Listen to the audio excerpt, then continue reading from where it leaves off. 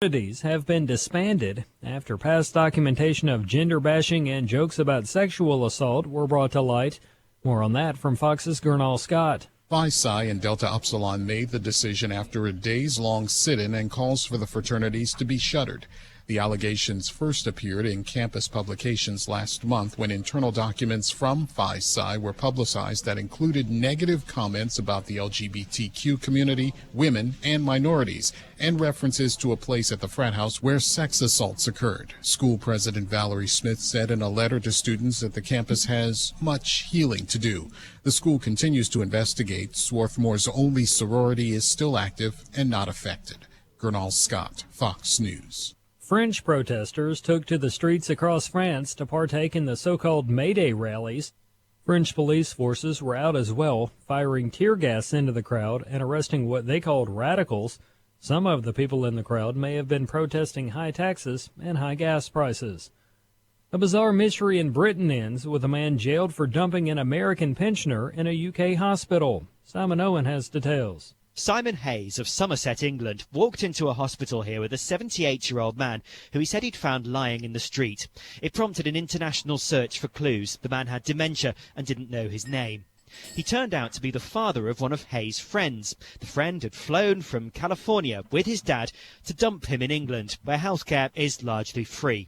53-year-old Hayes admitting his role in the plot, which the judge called a well-planned deception. In London, Simon Owen, Fox News. And the national average for a gallon of regular gasoline in the U.S. is $2.88 today. That's 20 cents more than this day last month, but it's in line with what drivers were paying this day last year. Find more news at onenewsnow.com. We're also on Twitter, Facebook, and the One News Now mobile app.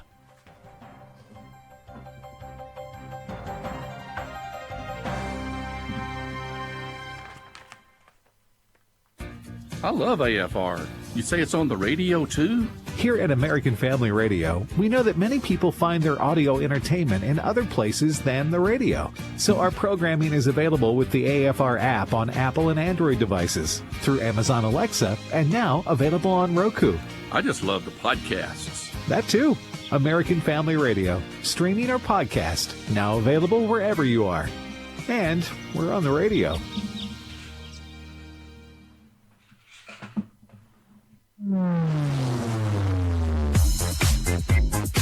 She's sharp, pointed, and insightful. This is Stacy on the Right on American Family Radio and Urban Family Talk. Every country has made crystal clear to Maduro and those who are supporting him, including the Cubans, taking out the duly elected leader, the constitutionally elected interim president in Venezuela, would be a significant escalation.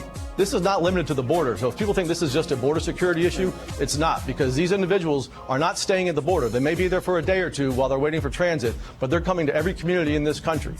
Democrats have come up with a lot of very radical ideas recently. They want to eliminate the Electoral College, pack the Supreme Court, universal health care. But this prison precinct plan is going a little bit too far. And now, Stacy Washington. Oh, yeah. Welcome into the program. Thank you so much for being with us today.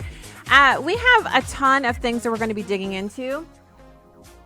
We're going to start off with a little bit of information about Bernie Sanders and this whole felon voting thing. And I have an interesting point I want to make about that. And I want you guys to start looking for this whenever you see Democrats advocating for new policies. I want you to just have a couple of questions in the forefront of your mind. So we're going to be getting into that. We have Rob Chambers. He's an AFA Action Vice President. We're going to be talking about American Family Association, which is our parent, full disclosure, how we oppose this idea that the Democrats have of implementing something that they call the Equality Act. We're against it. We're against it. We're against it. So we're going to be talking with him. And we're also going to be taking your calls at 866-963-2037. 866-963-2037. Thank you so much for being with us today. We have to, I guess it's like every time we turn around, we have to kind of reorient ourselves and have almost like a boot camp atmosphere on how we're going to deal with what is being foisted upon us on just the regular by Democrats. And one of these things that we've kind of touched on a little bit is this felons voting thing. Now, I was waiting for it. In fact, I was pretty sure I heard it already, but I was like, no, I know they're not going to do that. Because remember how they were able to get homosexual marriage or homosexual unions turned into marriages is by using the language of the civil rights era, taking the mantle that blacks rightly had in fighting for equality after the end of slavery, taking that language, the tactics that were used then, and the overall sense of moral superiority, which there was a sense of moral superiority because blacks did deserve to be treated the same as everyone else, to be able to access the Constitution and its protections in all of its different forms. And that was appropriate. It is not appropriate to equate being black, which is an innate characteristic, to choices that people make in certain arenas of their lives. In other words, the choice to be in a relationship with someone who is the same sex as yourself. That is immoral according to the Bible. Being black is not immoral. And no place in the Bible does God take black people out of the mix of his creation and say, this group of people I created are bad. None of his creation is bad. He doesn't create anything bad. I mean, we have choices, we can make decisions, but God doesn't create certain of his creation is just bad. No, that's not biblical. So it's interesting that, of course, if you see something as successful, don't you try to use it over and over again? Don't you take a successful paradigm and try to use it to replicate those results again and again and again?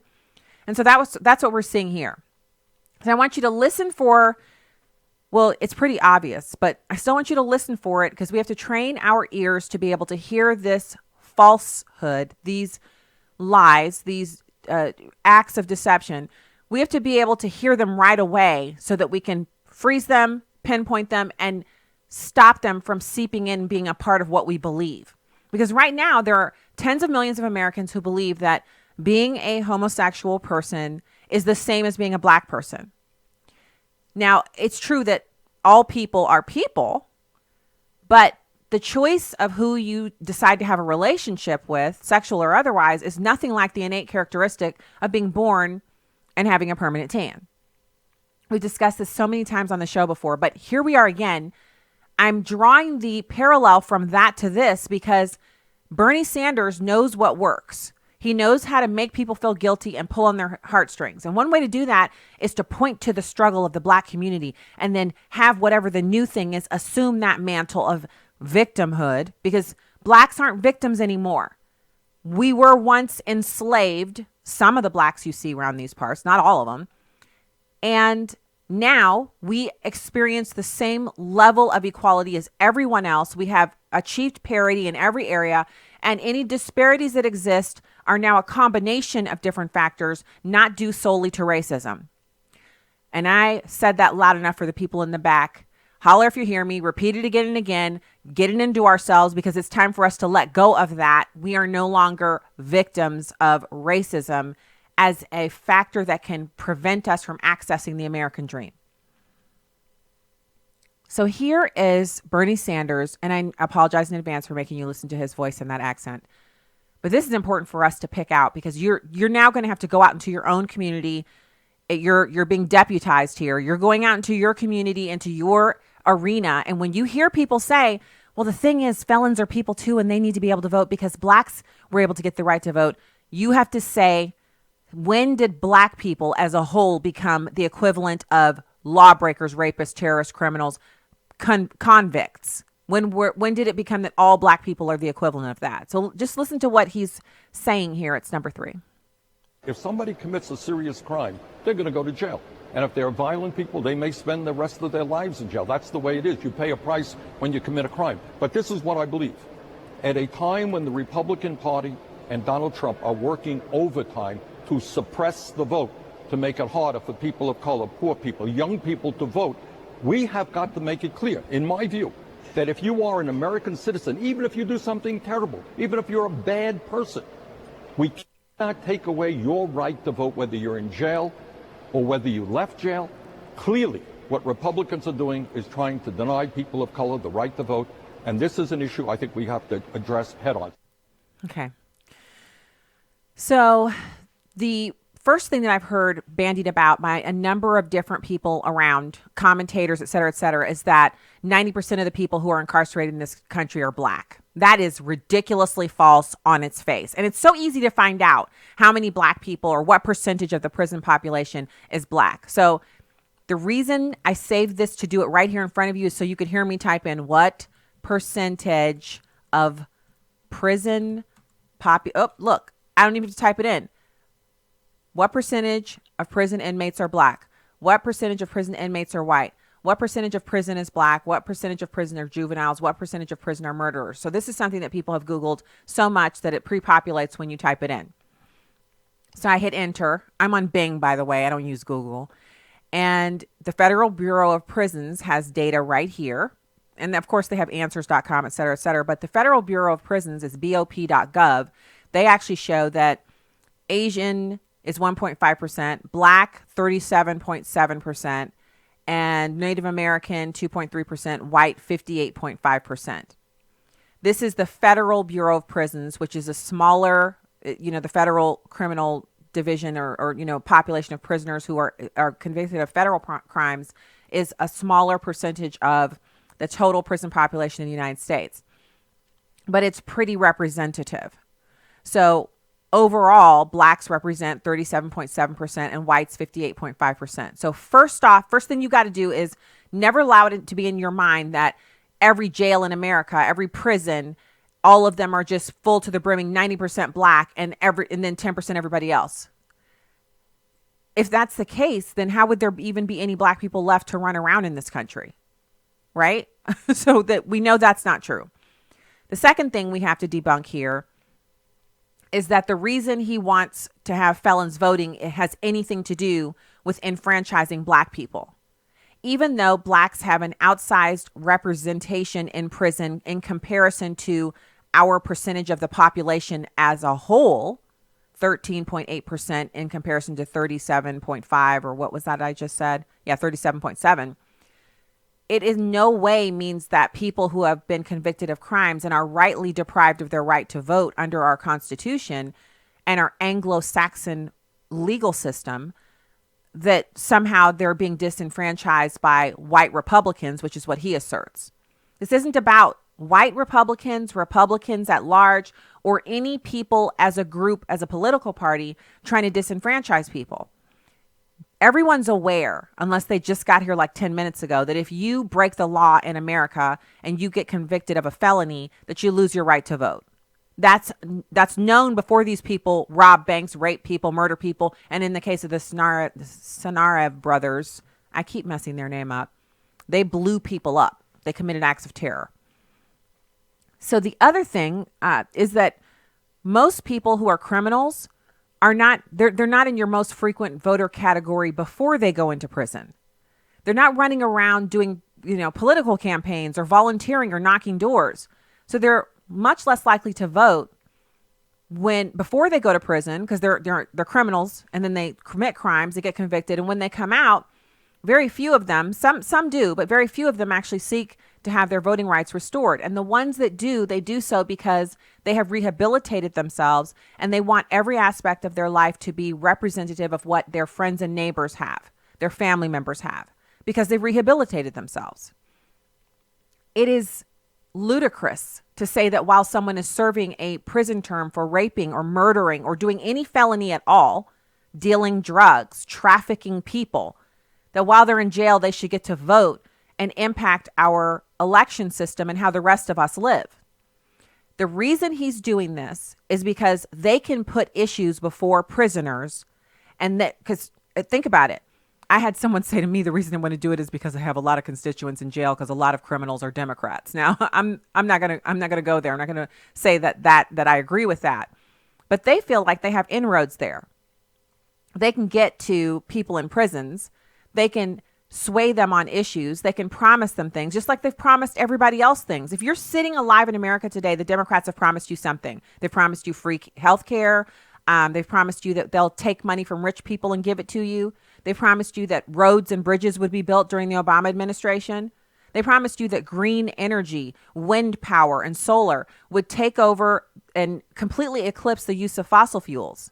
They promised you that Barack Obama would roll back the melting of the polar ice caps and he would make all things right in this country.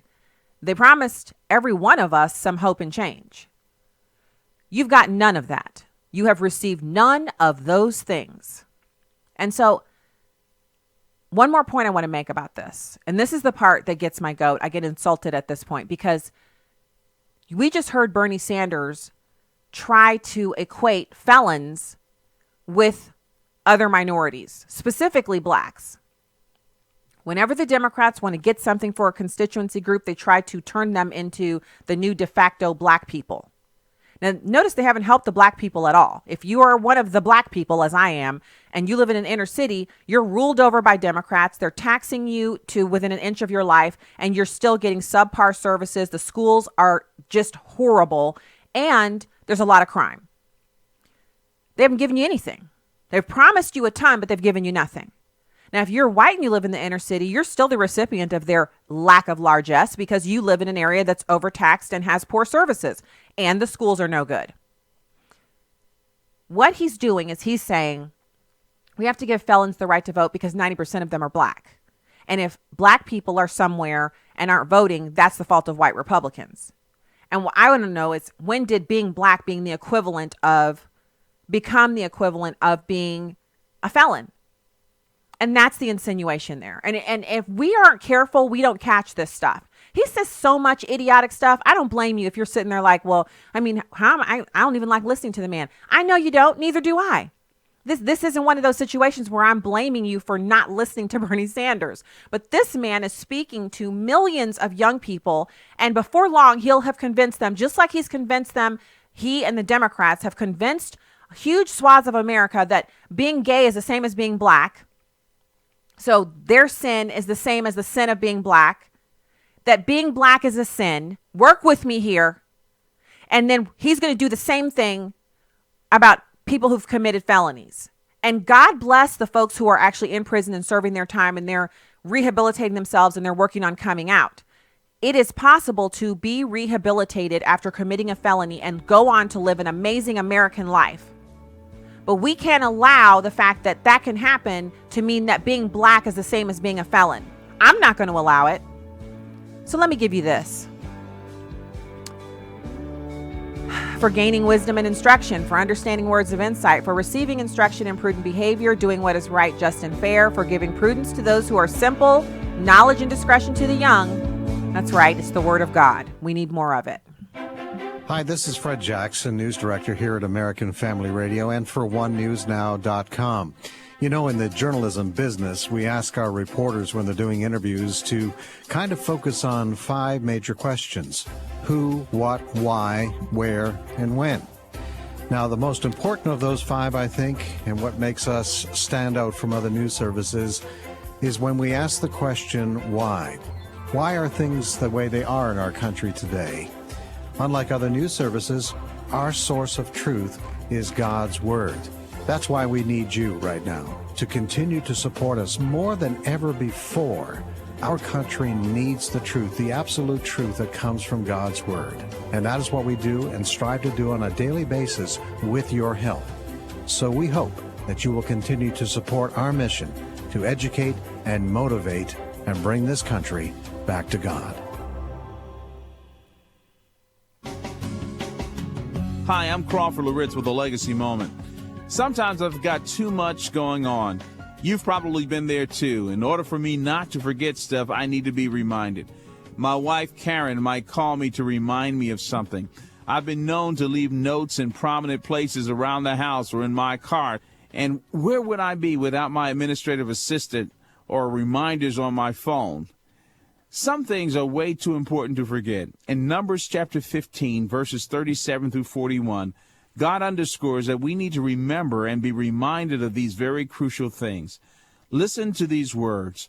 The Lord also spoke to Moses, saying, "Speak to the sons of Israel, and tell them that they shall make for themselves tassels on the corners of their garments throughout their generations, that they shall put on the tassel of each corner a cord of blue. It shall be a tassel for you to look at and remember all the commandments of the Lord, so as to do them. I am the Lord your God, who brought you out from the land of Egypt to be your God. I am the Lord your God." God said, do something physical. The blue tassel was God's visible reminders. Basically, he says, remember the commandment of the Lord. Stay in the word of God. Remember to obey God. That tassel says, don't do what you want to do what God says. Also remember your sole allegiance is to God. God says, I am the Lord your God. Don't let your heart be divided. Let it be completely yielded to me. Well, here's what I want you to remember and do today. Keep a prayer journal. Go back to it often. It will remind you of what you need to continue to do. Join Crawford Loritz tomorrow for another Legacy Moment. Welcome back to Stacy on the Right on American Family Radio and Urban Family Talk.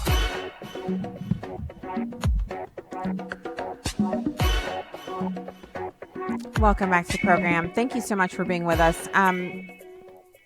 I'm so excited to be back with you and to have our next guest with us. We have Rob Chambers. He is AFA Action Vice President. And thank you so much for joining the show today, Rob. Hey, great. Thanks, Stacy.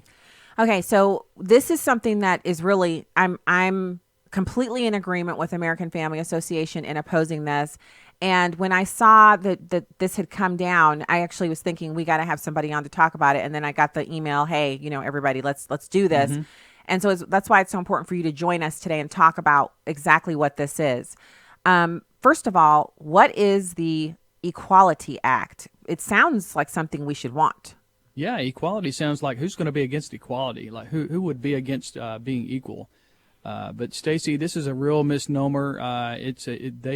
Democrats have turned equality, turned that term on its head, and basically have used that term to mislead the voting public, taking advantage of an uninformed electorate. And basically, this bill will be a wrecking ball against religious liberty in the United States. It will basically gut the First Amendment. Now, one of the things that just in the last segment, and a clear-cut example of what this would kind of eliminate is how I was discussing how innate characteristics like being black, like I am, are not the same as a sexual choice, like the decision to engage in same-sex activity of any kind. That would be something that would be prohibited. Me saying things like that, tweeting things like that, writing about it, employers believing it, people donating to organizations like ours that believe that in their private time. This would criminalize all of that behavior. Well, it would, but even beyond that, it would also force businesses who will provide public accommodations for like a restroom, things like that. Your business, if you're a business owner, or even if you work at a business, then the restroom facility there, men who think they're women would be forced or would be allowed to use that restroom or the restroom of their choice. Basically, the Equality Act would nationalize the Target policy, bathroom policy, that is. So the Democrats are really interested in passing this. This isn't the first time they've brought this up. They're aware of the religious freedom ramifications, and they know that it would eventually end up with there being a case that would, some employer somewhere would say, I'm not letting men into the women's bathrooms, or I'm not hiring a man who thinks he's a woman and dresses as a woman, but isn't, doesn't appear to be a woman, or changes mid-work. Like one day they're a man, the next day they come in, they're a woman. Rob, this would eventually end up at the Supreme Court. They must know that, and the Supreme Court right now does lean to the right a little bit. Why are they trying to get this through now? Well, I think they see it as a last-ditch effort. Whenever Satan is under attack by righteousness, he's going to rear up his head, he's going to dig in, and he's going to throw everything at the church that he possibly can. This is you have a Democratic Party who only controls the House, and they're digging in and they're trying to do whatever they can at this midnight hour in order to advance their agenda. Now, I don't think that Majority Leader Mitch McConnell will bring this up for a vote on the Senate side. I don't think. There's some legislation over there. It's called the Fairness for All legislation that's equally problematic. But what we're concerned about, Stacy and listeners, is that the House will add provisions in the Equality Act into appropriation legislation like the National Defense Authorization bill that's forthcoming, and add the Equality Act or provisions therein to that must-pass legislation. So now you're talking about the procedural maneuvers that brought us things like Obamacare and other crazy items. And this is important, Rob. I'm so glad that you're laying that out there, because a lot of times what we'll do, I do it myself. I'll say, oh, they're proposing something crazy. And they'll think, oh, well, that'll never get through the Senate. And then I kind of just put it on the back burner. I'm like, oh, I'll pray about that. But that's not something that's going to happen right now. I'll go to something that looks like it's another fire that's much more likely to happen. But what you're talking about is something the Democrats have done with success over and over again, which is attach these little bits of nastiness to appropriations bills, and then they'll scream, the Republicans don't want to fund our veterans. The Republicans don't want to fund the National Children's Health Insurance Program. They don't want to fund federal employees. We're going to have to shut the government down because the Republicans are squabbling over 2 lines. And so then the Republicans cave, and then we have bits of this bill passed into law. That's right. Yeah. President Trump would, let's say, we hope that the Senate wouldn't pass a national defense spending bill with Equality Act type riders attached to it. But if they do, and it goes to the president, then the president is going to be forced, am I going to veto this bill? And then the left is going to create the narrative.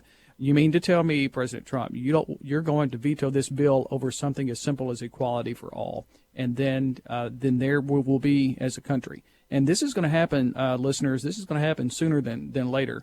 The fiscal year ends in September, end of September. So we'll be facing these issues really soon. So let's go over a few more of the reasons why this is so problematic.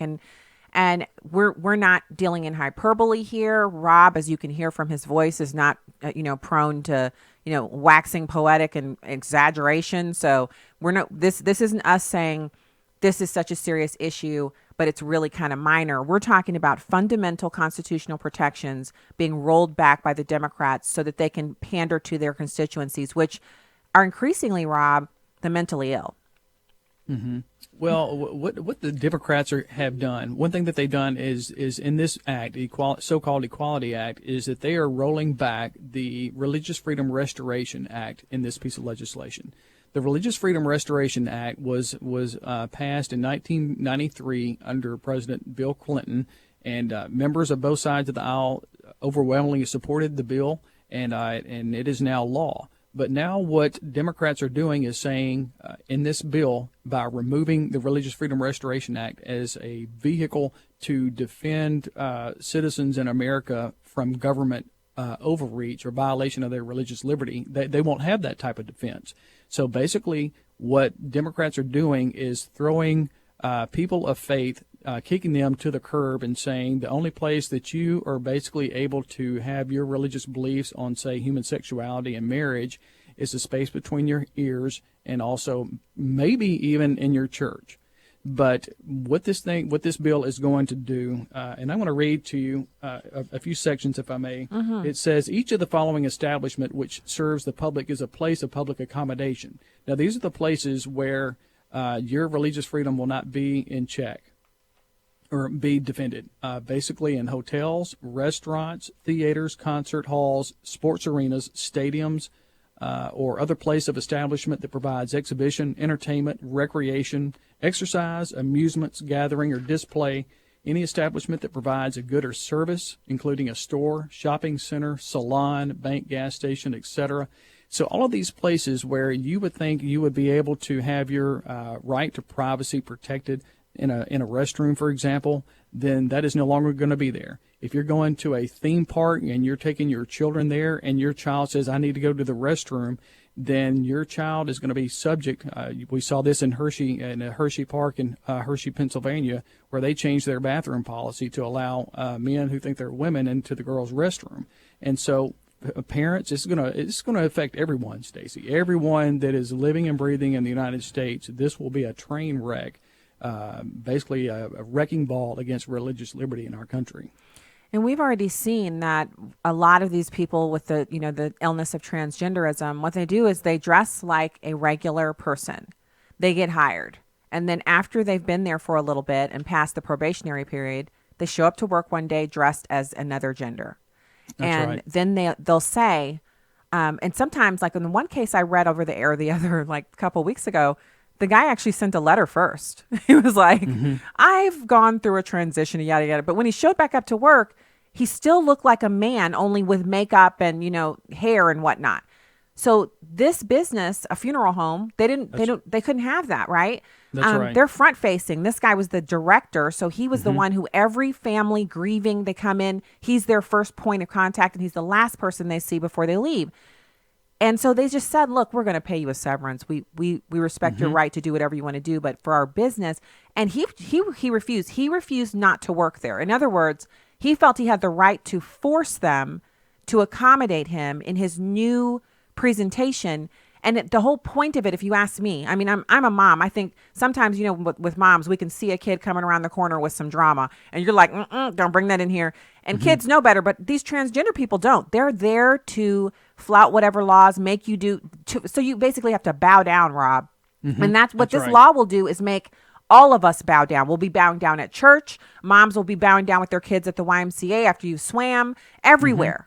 That's right, and also in religiously affiliated hospitals, for example, we know most of our hospitals are faith-based organizations, and HR 5 would mandate that all healthcare professionals and providers perform gender transition procedures that go against many of these providers' best medical judgment, and not to mention their deeply held moral or even religious convictions. So, if you're a healthcare worker, if you work at a hospital, then you will be subject to this as well.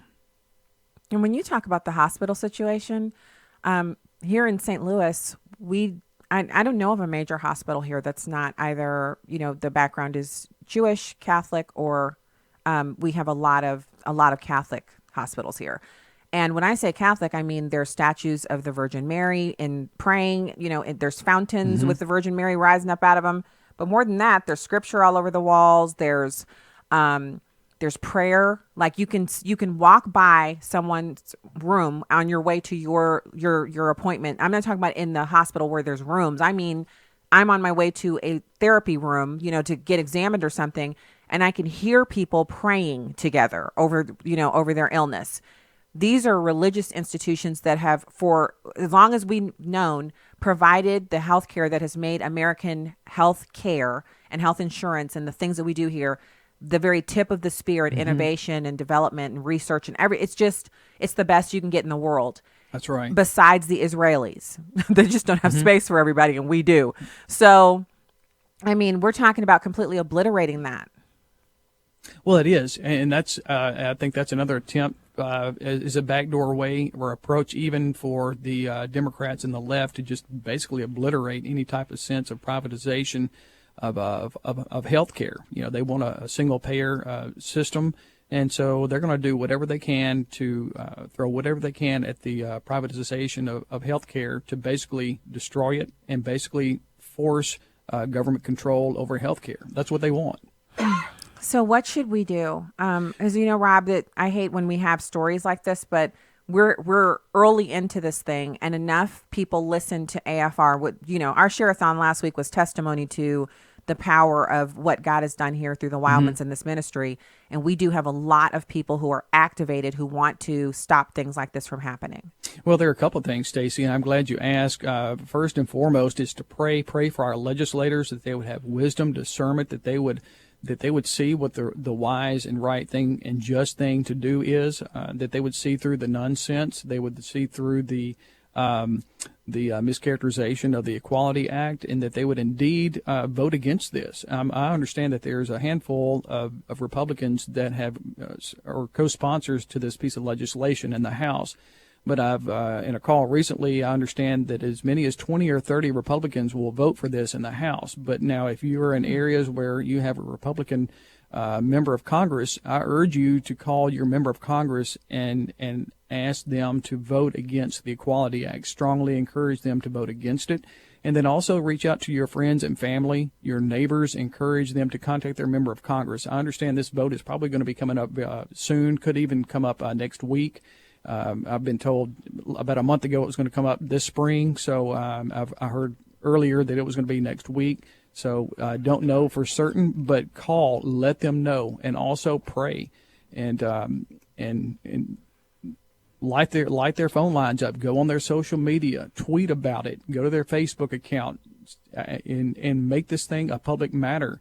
And we have to be bold and courageous in these days. We have to defend what God has created. In the beginning, He created man, male and female. In the image of God, He created them, male and female. We have to stand up for biblical truth. We have to stand upon it, not be afraid. We have to advance that in the public square and not be afraid. God has not called us to have a spirit of fear. Amen. And so, Rob, I want to just point out something that we were so giddy about last week, and I was still geeking out about it on Monday and Tuesday, which is that we had a record number of people call last week during Share-a-thon. It was so much of a record that we were just, internally we were rejoicing, but we were shocked. God knocked us off our feet. 13,000 plus individuals. And so this isn't a case where we need, a donation. We were so grateful for last week. God really moved, and the listening audience was so amazing. But we're looking for that same kind of activation this week on this issue. 13,000 phone calls from across the country is the equivalent of burning the phone lines down. It really is, Stacy. It really is. Contact your member of Congress. Call the Capitol in D.C. And it's easy. Call the number. I'm sorry I don't have the number here, but it's easy to find out. You can look it up. But contact your member of Congress. Let them know. And a lot of times, one phone call, when a legislator gets about 10 phone calls, it really bumps up to the next level, probably even to the chief of staff. And then they say, hey, look, we're getting a lot of calls on this.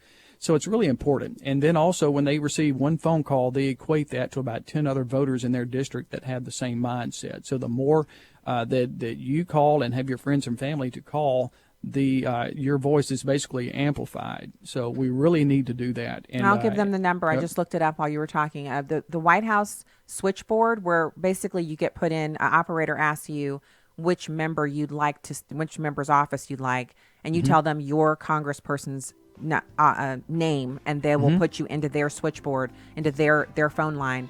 202-456-1414, 202-456-1414. I'll put this into the live stream so you guys will have this number. Rob Chambers, AFA Action Vice President, I think we can get this done. We can stop this. All right. Thank you so much. Thank you for coming on today, Rob. And we will be back with more Stacy on the right after this. And my father, your great-grandfather, fought in World War II. Really? He was a gunner on the big ship out in the Pacific Ocean. Wow. Your great-grandmother did her part, too. Was she on a ship? Oh, no. She stayed back home. She and a lot of her friends worked really hard in a factory because the men had gone off to war. Ooh. And they held scrap metal drives to help in the war effort. The folks back home were heroes, too. Here at the American Family Association, we consider you the heroes back home. As you fulfill your responsibility of caring for your family day to day, your partnership with us is crucial as we fight the enemies of freedom in America. Thank you for your commitment to the American Family Association. Grandpa, what's a scrap metal drive? Let's get some cookies, and I'll tell you all about it. J. Warner Wallace. I think we're blessed as Christians that we don't believe something that's not rooted in history. We believe something that had to actually occur. As Paul said, if the resurrection didn't actually occur in history, we're to be pitied. And that's the beautiful thing about Christianity, is it's something you can actually investigate. I'm grateful for that, because as an investigator, that's exactly how I came to faith. The Marriage, Family, and Life Conference is coming June 20th through 22nd. Learn more and register at urbanfamilytalk.com. There's a particular reason why there is a Back to God radio show. It was about 4 years ago, God called me out of the pulpit and said, Dexter, I need you to go tell my people it's time for them to get back to God. Back to my morals, back to my values. This is the thing that you're supposed to do simply because you belong to the Most High God. It's the least that you could do for a God that loves you the way that He does. Time to get back to God. Weekday afternoons at 4 Central on Urban Family Talk.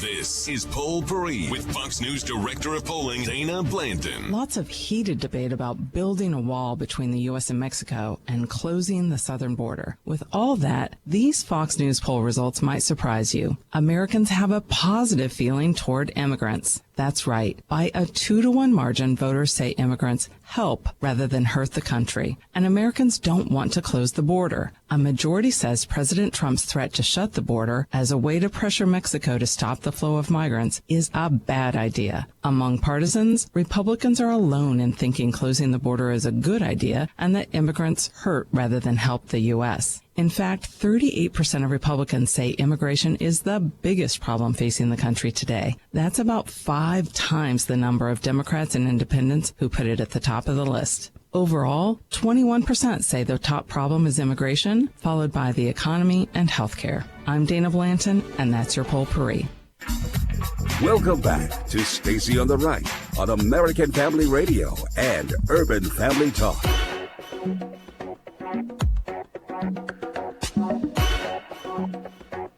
Welcome back to the program. Thank you so much for being with us. What I want to do now is go to the phones. We have a couple of callers. Yes, the call lines are 866-963-2037, 866-963-2037. And let's go to Jacob in Alabama. Hey, Jacob. Thanks for calling the show today. How's my sister doing today? Good. I'm doing pretty good. All right. I don't know what you did, but you done probably went upside Brother Bernie's head, and he can't think no more.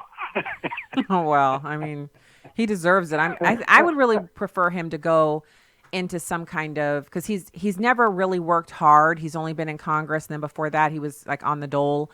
He should be somewhere in one of those communes. You know, they have the nudist communes and all these different places where ne'er-do-wells go, and they just, you don't have to work, and they have like people communally share the food, and as long as you're entertaining, you can be there, and the weather's fine, so you don't need winter clothes.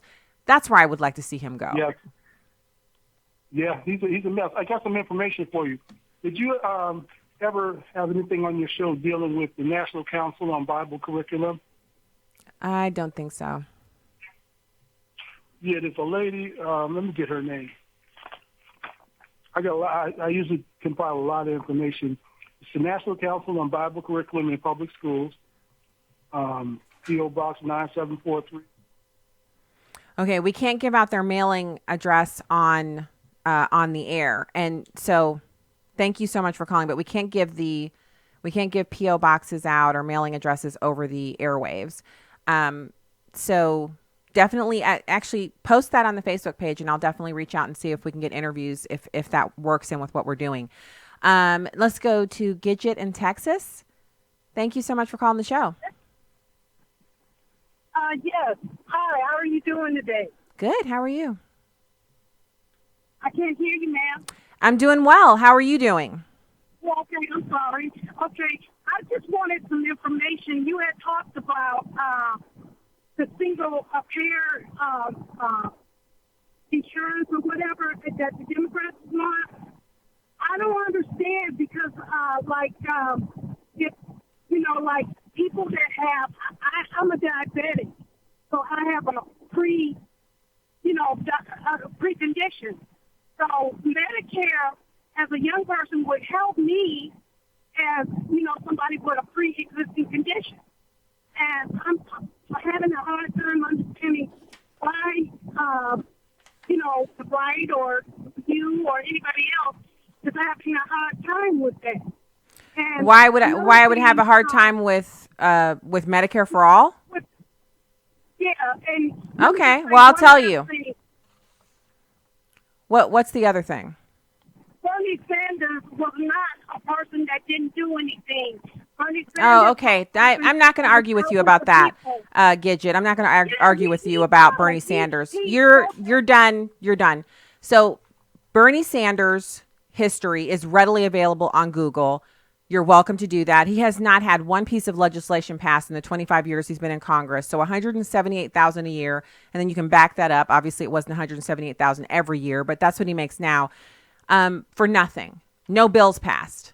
And now he's running for president perennially and trying to shift the country further to the left.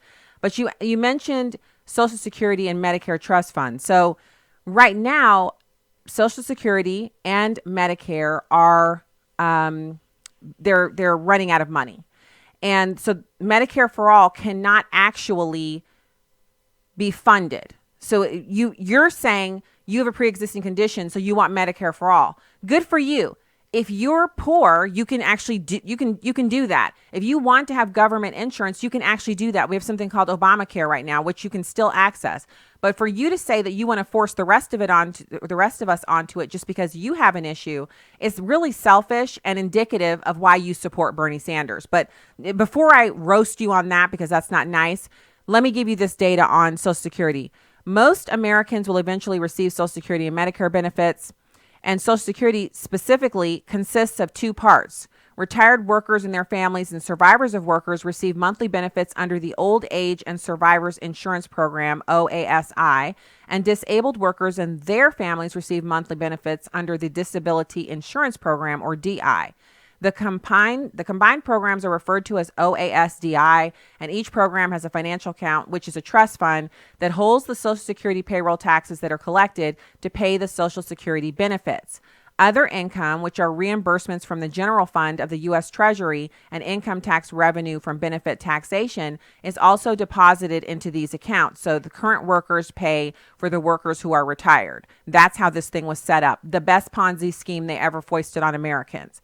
Now, money that's not needed in the current year to pay benefits and administrative costs is invested by law in a special Treasury bond that is guaranteed by the U.S. government, and it earns interest. As a result, the Social Security trust funds have built up reserves that can be used to cover benefit obligations if payroll tax income is insufficient to pay those benefits, okay? So what's the problem? Well, the problem is that those are both insolvent, and as is Medicare. And I actually have some audio that we'll get to later that addresses specifically a federal spending expert, someone who works with the federal government and is nonpartisan, said that doubling all federal income taxes would be insufficient to finance Medicare for all. So to answer your question, why would I or anyone else be opposed to it? Because we can't afford it, and because I don't want the government running my health care. So anyone who wants it already has the option of having government health care. It's already out there for you. You just have to meet the criteria and you can access it. You sound like someone who you could access it. For everyone else who has employer-sponsored health insurance, why should we lose ours to suit you? Why should you get to, from your couch in nowhere America, get to tell the rest of us what kind of health insurance we get to have when we're over here working and supporting ourselves? That is the reason why I oppose Bernie Sanders. Not to mention the fact that yesterday, the government of Venezuela, run by the dictator Maduro, they dispatched helicopters. Men with rifles were firing on peaceful protesters, people who are starving to death and eating pets and zoo animals because Maduro won't let U.S. aid and aid from other countries through so these people can eat. People who don't have health, they don't have any health insurance. They're socialists, just like Bernie Sanders wants you to be, little miss who called. You're one of those people who you would be down there in the group protesting because you're starving and you're not getting your medication that you need, and they'd be shooting you from a helicopter. They also dispatched armored vehicles like enclosed tanks, and those vehicles were running the people over in the street. Protesters that were not throwing rocks or bottles, they weren't launching grenades, they were just standing in the street protesting because they're starving. And their own government ran them over. And why? Because they've been disarmed. 10 years ago, they were disarmed, which is the same thing that socialist Bernie Sanders wants to do to the rest of us. So, if you want to live under Bernie Sanders type conditions, just move down to Venezuela and you can have all the government sponsored single health payer, Medicare for all type health insurance you want. But why do the rest of us have to bow down to what you want? I say no thanks to that. Not giving up the guns, not giving up the employer sponsored health care. All right, looking at the time here, we do have time for another call. Let's go to Jake in Arkansas. Jake, thanks for calling the show.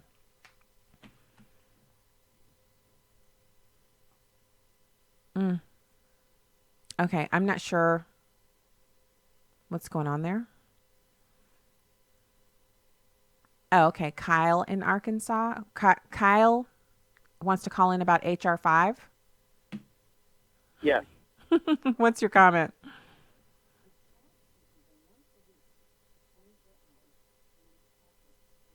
I'm not able to hear you. I'm not sure if you're talking. Kyle in Arkansas, you're on the air.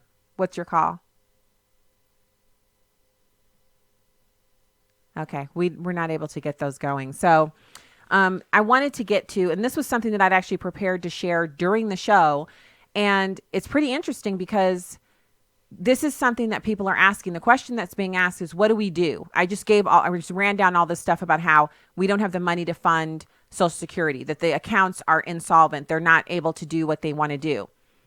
Well, what's being done to address these challenges? Well, some of the proposals that are on the table are raising the Social Security payroll tax rate. According to this year's report, if they were to do that, it would have to be an immediate and permanent payroll tax increase of 2.7 percentage points, which would bring it to 15.1% of your income. That would be necessary to address the long-range revenue shortfall. But if the increase was to be delayed until the year 2035, then you would actually have to have that increase be to 16%. You could raise or eliminate the ceiling on wages currently subject to Social Security payroll taxes, which the cap right now is $132,900. You could raise the full retirement age beyond the currently scheduled age of 67. You could reduce future benefits, according to this year's report, to address the long-term revenue shortfall. And that would mean scheduled benefits would have to be immediately and permanently reduced by about 17% for all current and future beneficiaries, or by 20% if you applied the reduction only to those who initially become eligible after 2019. You could change the benefit formula that's used to calculate the benefits, which means less money in your pocket. Or you could calculate the annual cost of living adjustments for the benefits differently. In any case, any one or all of these would have to be undertaken in order to keep the account because it's going down to zero. And that, I've heard this my whole life. It used to be, oh, we have 50 years left. Oh, we have 25 years left. Now they're saying 2023. That's like right around the corner. That means people will be looking for checks in the mail or using their cards or looking in their bank accounts, and there won't be any money coming from the federal government. And what do you think the Democrats are going to say? Well, just raise everybody's taxes. That's what they're going to say.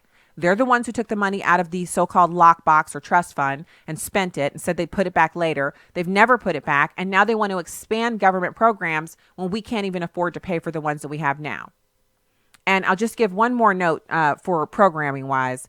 You are welcome to call in. And if you disagree, that shouldn't preclude you from calling in. But you won't be allowed to filibuster and just run all over the place. And especially if you're calling in just because you want to say nice things about Bernie Sanders, you might as well just waste your time calling somebody else, because I'm not going to sit here and listen to it. The man is an utter buffoon who wants to destroy this country. And there's no way I'm going to allow you to sit here on the air and, we need to say nice things about him. No, we don't. All right, let's go to Jake in Arkansas. Jake, thank you for calling the show. You mean Kyle? Oh, okay. We have two people calling from Arkansas. Yeah. If you're Kyle, thank you for calling. What's your comment? Yeah. Okay, real quick, Stacy, I've never called, but, at first when you got on, I would always listen to Brian Fisher, but I really found you to be quite informative. So what I wanted to do is challenge anybody. Like last week you mentioned Share-a-thon. I sent some money in. Everybody else that did that should call about this H.R. 5. I've been researching it since it was on, and called my representative, French Hill, and told him whatever he does, vote against that, because it's just such a, what I call is literal transanity. I've got a little daughter. We don't go to Target or any place that, she may be put in jeopardy like that. But this sounds like something, it doesn't matter where we go, possibly even including churches, we're going to be forced to accept something. And, I'm of the Caucasian persuasion, like you say, permanently tan. But if I was a black person, this would appall me that they're co-opting the civil rights struggle that blacks went through for these transgenders. It's appalling to me. It is. I appreciate you taking my show. Kyle, thank you. Thank you for calling. And that suggestion that you just made, please, listeners, if you weren't unable to hear him, I'll just reiterate. He's saying call your congressperson. Call your congressperson. And my producer was awesome. I gave you the White House switchboard but he said the switchboard over at Congress, you can call Congress's switchboard directly. They will also put you into your congressperson. The number is 202-225-3121, 202-225-3121. Jake in Arkansas. Jake in Arkansas. Thank you for calling the show. You have about a minute. Can you hear me? Yes, I can hear you. Yes, Stacy, this is Jake. I was listening. I think she said her name was Gidget from wherever, but she was saying she liked it because they get free health care.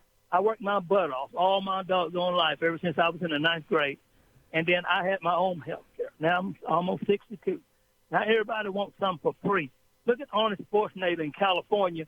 He's going to give everybody health care for free. I'm going to give everybody in California health care. What is California at now? Broke. Mm-hmm. They are broke. They taking people income tax, then I raised up the gas, and that I don't understand how everybody wants something for free. Thank you. I mean, you can say it again for the people in the back. It's foolishness. It's like somebody who they snatch the ball away from you when you're trying to kick it, or someone who promises you that you're going to have something awesome, and then they take your money and then they leave and they don't give you anything. And you actually say to yourself, they'll do it next time. No, you're a fool. You are being used and made fun of and robbed, and you're still coming back for more. That's what these people are like. I don't understand it. I mean, I get it that some people are naive, but this is beyond that. It's malicious and it's crazy, and I just can't tolerate it. Jake, thanks for calling and for holding on. If you're still in there, hold on. We have One News Now, news and information up next. And if you're leaving us now, God bless from the heartland. Thanks for being with us.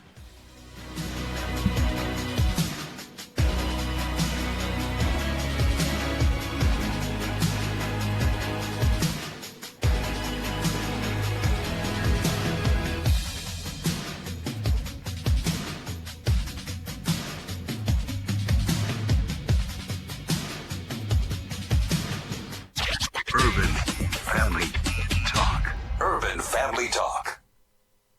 It was a time when men rebuilt the ruins. With one hand they laid bricks, with the other they held a weapon.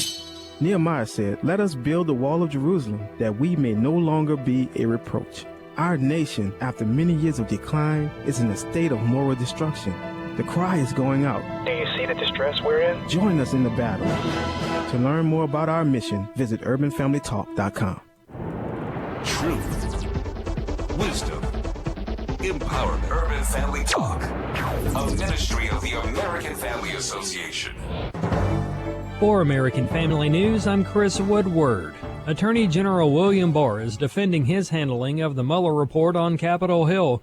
Rachel Sutherland has more from Washington. Democrats zeroed in on Barr's decision to clear the president of obstruction of justice. Ranking member Dianne Feinstein referred to Mueller's finding that President Trump leaned on then-counsel Don McGahn to have the special counsel removed. These things, in effect, constitute obstruction. Well, you're talking in general terms. Barr said President Trump left Mueller's fate in the hands of Deputy Attorney General Rod Rosenstein. You remove someone for a conflict of interest, then there would be presumably another person appointed. There were also questions about Special Counsel Robert Mueller's letter to William Barr, saying his 4-page memo did not fully capture the context, nature, and substance of his investigation. Barr said he preferred to get the bottom line findings out, saying the body politic was in a high state of agitation.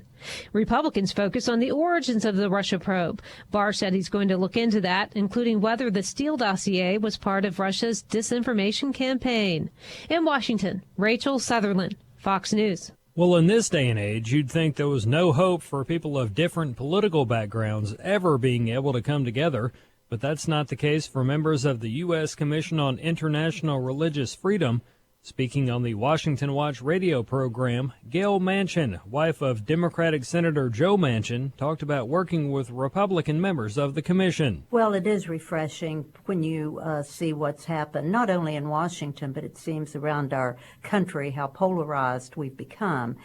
And it's unfortunate because I think if you sit around the table and think about what you have in common, we'd often be surprised that we share much more in common than we share in differences, and I think that's what we have done.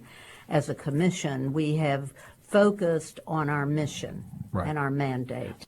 Washington Watch is hosted by Tony Perkins, who, in addition to being president of the Family Research Council, is also a member of the U.S. Commission on International Religious Freedom.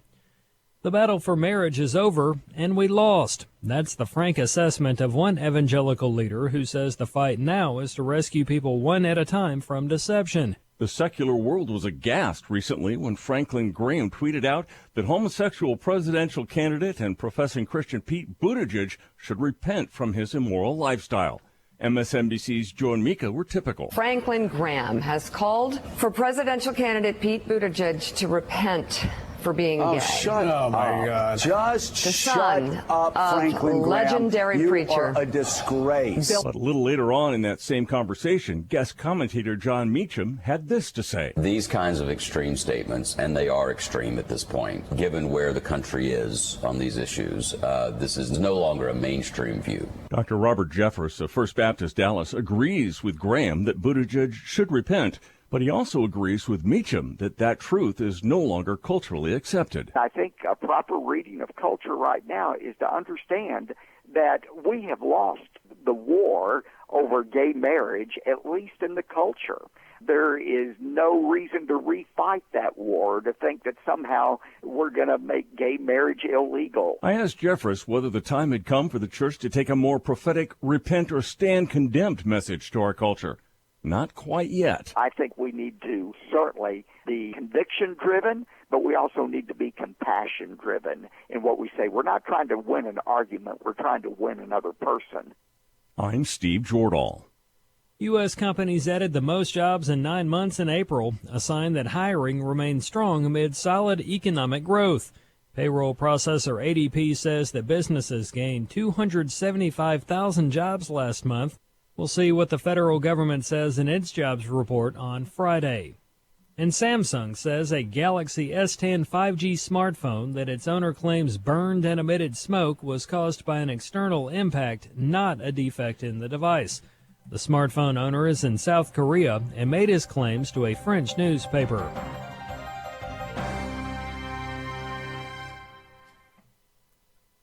Bishop Vincent Matthews. Every one of my children have gone to college, that are in college on an academic scholarship. You know, we taught them in our home. So reevaluate wherever you bought your hair or got it done. One day it's going to be out of style, but your heritage is not just for what am I going to do today. It's for your children's children's children's children's children. The Marriage, Family, and Life Conference is coming June 20th through the 22nd. Learn more and register at urbanfamilytalk.com.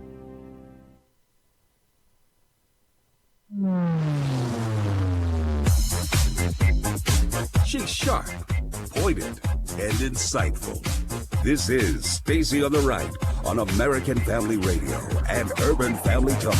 Democrats have come up with a lot of very radical ideas recently. They want to eliminate the Electoral College, pack the Supreme Court, universal health care. But this prison precinct plan is going a little bit too far. Medicare for all would eliminate private health insurance companies. Medicare for all would require middle-class Americans to pay much more in taxes. We don't conduct criminal investigations just to collect information and put it out to the public. We do so to make a decision.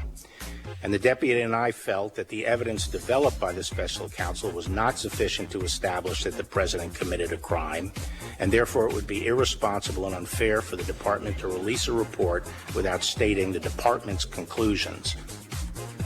And now, Stacy Washington. Welcome back to the program. Thank you for being here. If you would like to call in, I'm still taking calls. 866-963-2037, 866-963-2037. We have Hans von Spakovsky of the Heritage Foundation coming on to talk about, and this is, we got to unpack this from the legal aspect.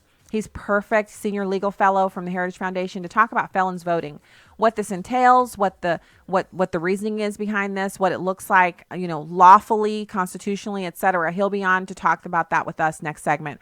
Right now, I want to point you over to, just in case you're wondering, we did a little bit of chitter chatter on the show about the chocolate soldier, and I said I would post that link. I forgot to, but I just put it up.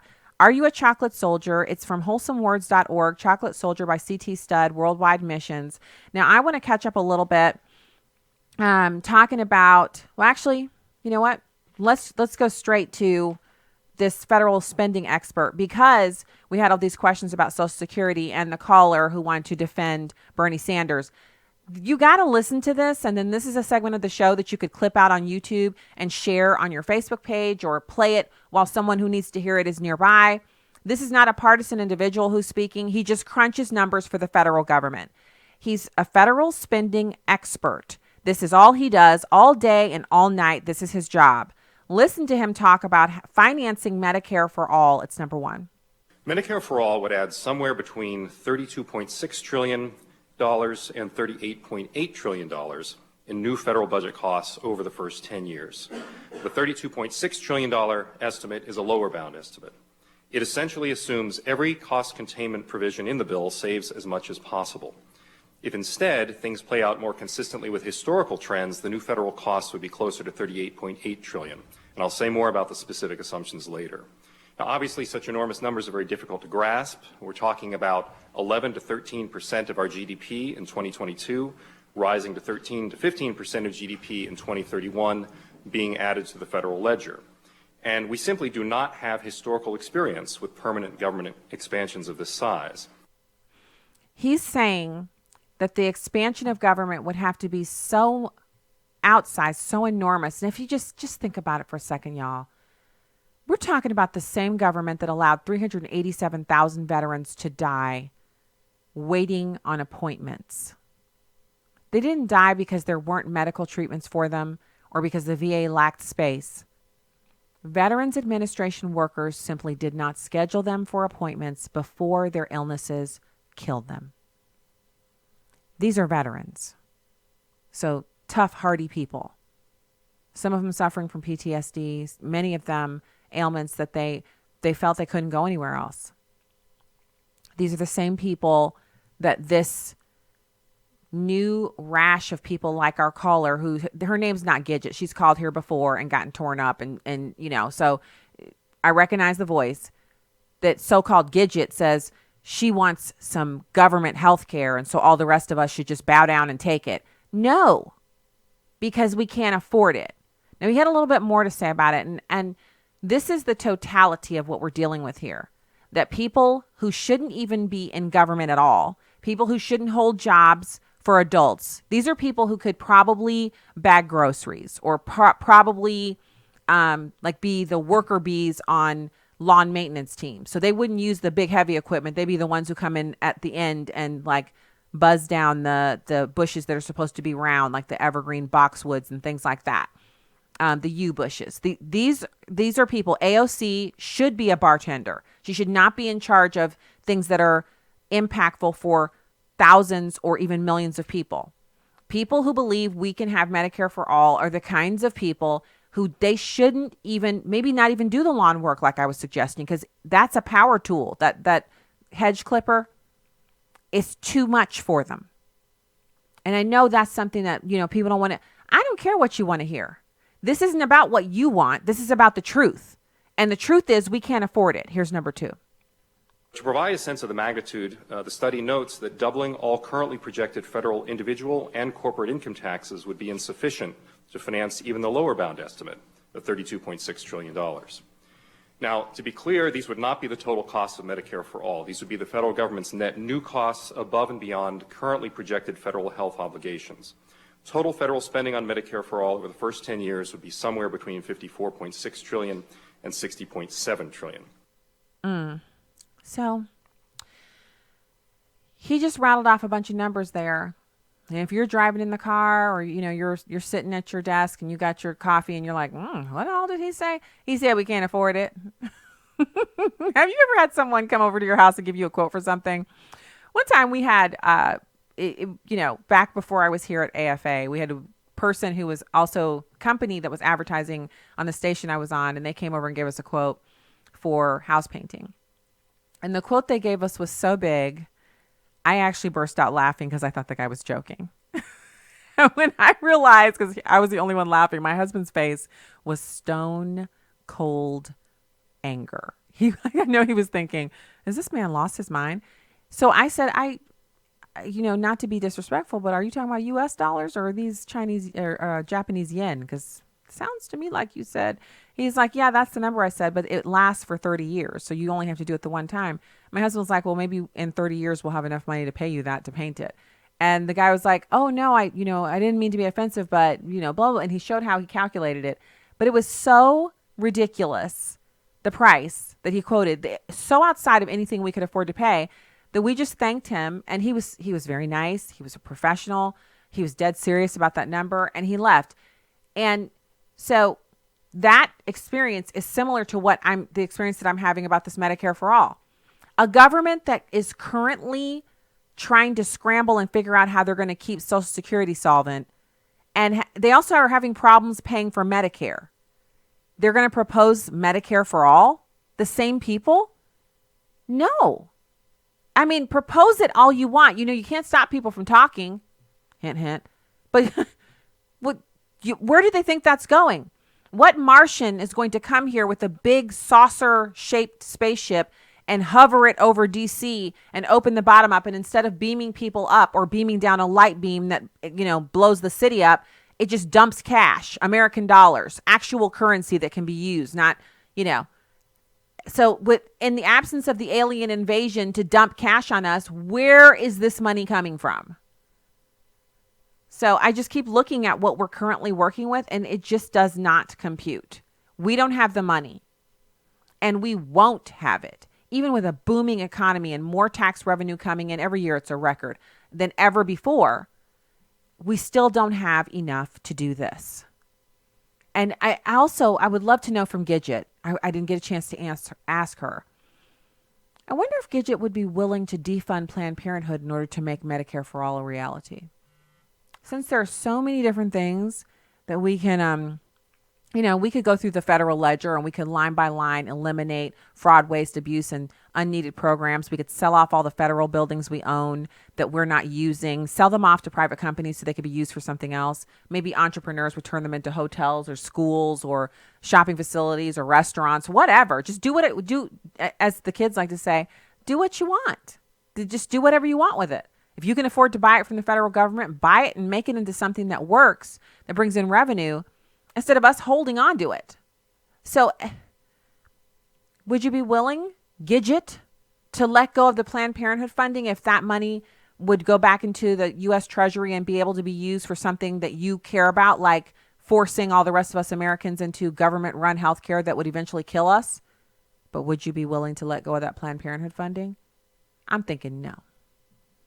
Thinking she'd say, no, we need to fund Planned Parenthood. Okay. So, and my response to that is, and no, you ain't getting no Medicare for All. You're not getting it. It's not happening. They're just running on it because they got nothing left. It's like listening to, it's an insult to loons and nincompoops to say that these people sound like them. And I mean, you hear what I'm saying there. It's an insult. So now I want to go back to Governor Cuomo, who actually said something that I've been saying for years and years and years, which is Democrats have a problem. Their problem is they fail to actually provide results. It's number 4. And they want someone who can actually get something done once elected. The Democrats' problem, I think, has been their failure to actually provide results in people's lives. People can't eat rhetoric. They need more income. They need more bread. They need more jobs. And Joe Biden can actually get something done. It's not the politics of symbolism. He will be a person who can have a government that actually delivers. So he goes on to smear the president and make some other comments, which is why we only just took this little bit of his comments. But Governor Cuomo is a Democrat, dyed in the wool. He's from a state that is experiencing extraordinary population loss, and he's not doing anything in his state to fix this reputation that the Democrats have of being anti-opportunity, anti-freedom, and anti-results. He's not doing that. So it makes you wonder, well, why doesn't he do that? Why doesn't he walk by his own talk? If he feels like the Democrats have to show some results, why doesn't he show some results in his own state? Why doesn't he stop the population loss by reforming their government and ending this. It's like the taxation. It's driving New Yorkers away. I mean, the weather is a little bit of a factor as well. Like when there's a really rough winter like the one we just had, people will tend to say, you know what, if I can find an opportunity a little further south, I think I'm going to do it. But for New Yorkers, a huge part of everything for them is their identity. You know, they have their Northeastern accent. They have the fact that, you know, they're from New York, and they have all of that. And, you know, I think it's important for people to acknowledge that even if you take the weather into consideration, Governor Cuomo is another one of those Democratic failures. He's not being held accountable. It would have been fantastic if the person he was speaking to would have said, hey, what about you? You're the governor of a state. You impact people's lives every day. Why don't you do some things to improve the lives of your people? That would have been fantastic, wouldn't it? All right, let's take a quick call. Jason in Kansas. Hey, thanks for calling the show. Hello? Hi. Yes, I had a question concerning about Social Security. I was wondering, how are they going to ensure the future of it for, like, the future generations and stuff? Well, I actually don't think they know exactly how they're going to do it. I think they're going to wait until the last minute, and then they're going to hike the taxes up. One of the proposals that I shared last segment was about them hiking up the tax. They could raise or eliminate the ceiling, raise the payroll tax rate, reduce future benefits, change the benefit formula, calculate the annual cost of living adjustments for benefits differently. They could increase the payroll tax. They could do any combination of the above. And so, you know, whoever's in charge then, they'll present it as an emergency, and they're probably going to increase taxes. That's what I think they're going to do. Now, people are not fans. Like when I say this, most listeners are, you know, well, not most. We have listeners call in and say, don't say that. That's not fair. I paid in. And I get it. For people who are currently within 10 years of retiring, 10 or 15 years of retiring right now, you know, you've been paying in and you've been looking at 66 or 67 as your retirement date. And that's what you were promised. But for people who are my age and below, there should be a whole new orientation, which is, you're retiring later because we don't have the money. We spent it. And there's nothing else we can do, but you're going to have to retire later. And when you retire, it's going to be XXX. Like, this is the new thing you're going to be on. No one will vote for it. But this isn't about voting for it. This is about doing something to stop it from going all the way down to zero. You know, we got to change it. I hate it. I'm not for it. That's the truth. All right. When we get back, we'll have Hans von Spakovsky of the Heritage Foundation. Keep it here. It's amazing but true. When it comes to one of America's biggest household expenditures, healthcare, a lot of people think they've got no choice. People are used to thinking we have to do it this way, but they don't. Yes, you have the freedom to choose an alternative with your healthcare. It's MediShare, and it costs way less than the alternatives. The typical family saves $500 a month, not a year, a month. And if you're single, this can save you a lot too. And let's face it, a big reason MediShare is 400,000 people strong, it just works. They've shared over $3 billion in medical bills, so they can help share your needs too. Joining MediShare for so many people is one of those things that makes you say, why didn't I do this before? So yes, the time has come for something better. Look into joining MediShare and see why so many people are opting out of the old way and into the new. Why not look into this? Just call 855-PSALM-23. That's 855-PSALM-23. 855-PSALM-23. This is Viewpoints with Kirby Anderson. The Attorney General, William Barr, caused quite a stir the other day when he concluded the government had been engaged in spying. The sentence that generated the outrage was this: I believe the government spied on the Trump campaign. His statement led to another round of commentators arguing that this was merely surveillance, not spying. But in a recent article in The Hill, Kevin Brock explains that even attempting to make a semantic difference misses what was done. He should know, since he was the former Assistant Director of Intelligence for the FBI and served as an FBI Special Agent for 24 years and was the Principal Deputy Director of the National Counterterrorism Center. He explains that what was unleashed on an American citizen was without precedent. The FISA surveillance allows the clandestine microphone and camera capture of the target at all times in all places, even the most intimate of his daily life. It is more intrusive than even a Title III criminal wiretap for a drug dealer or a mob boss. There really is a major difference between spying and FISA court-ordered surveillance. He says it is the epitome of government power over an individual's privacy. It is the nuclear option in the world of intelligence collection. He also reminds us that the government only uses such an option when surveilling foreign nationals who have been spying on U.S. interest, or sometimes for U.S. citizens who hold security clearances and possess national security information that might be turned over to another country. It has never been used by an FBI director or deputy director to intercept an individual with no clearance or obvious access to sensitive information. Please remember this the next time you hear someone reject the idea that the government was spying on the Trump campaign and suggesting that it was only surveillance. I'm Kirby Anderson, and that's my point of view. For a free copy of Kirby's booklet, A Biblical View on Socialism, go to viewpoints.info/socialism. That's viewpoints.info/socialism. You can download episodes of Stacy on the Right from the podcast page on AFR.net or UrbanFamilyTalk.com. Now, back to the show on American Family Radio and Urban Family Talk.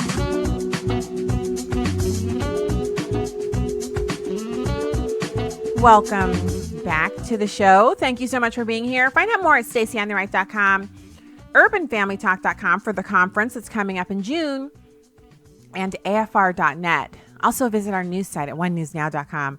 Thank you so much for being with us today. It's my pleasure to welcome Hans von Spakovsky back to the program. Hans, thank you for joining us today. Sure. Thanks, Stacy. Thanks for having me back. Hey, I enjoy our chats, Hans, I have to say. And I am dying to hear what you're going to say about this newfound, it's like, finding a beautiful pearl or a prize of great price. The Democrats have located a new issue that they have to attack with both hands and feet, and it's getting felons to be able to vote from prison regardless of what crime they've committed. Yeah, isn't that amazing? By the way, right now there are 2 states in the country that already allow that, Vermont and Maine. And I have to say, just from a public policy standpoint, I think it's just crazy. And the reason is very simple. Look, somebody who's in prison for committing a serious felony is someone who has basically thumbed their nose at the rules and laws, that we have set up as a civilized society. And why in the world should they get the ability through voting to make decisions about what those laws should be when they've shown absolutely no respect for those laws to start with? So I so agree with your sentiment, and you've expressed it so well and, succinctly.